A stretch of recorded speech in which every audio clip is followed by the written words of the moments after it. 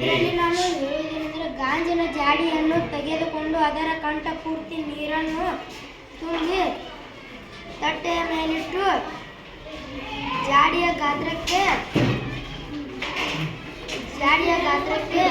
ತೋರಿಸಿದಂತೆ ಶುಭ್ರ ಕಲ್ಲನ್ನು ನಿಧಾನವಾಗಿ ಕಾಣಿಸಿದಂತೆ ಇರಿಸು. ನೀರು ಹೊರಗೆ ಬರ್ತಾರೆ.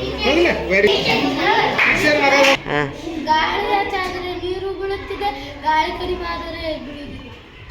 Very good very good.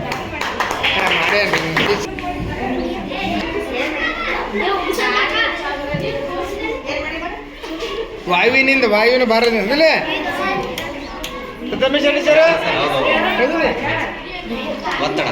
ಗಾಳಿಯ ಒತ್ತಡದಿಂದ ನೀರು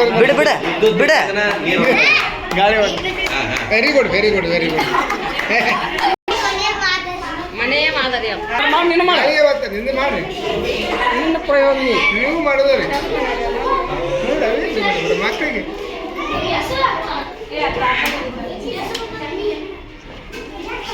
ವೆರಿ ಗುಡ್ ವೆರಿ ಗುಡ್.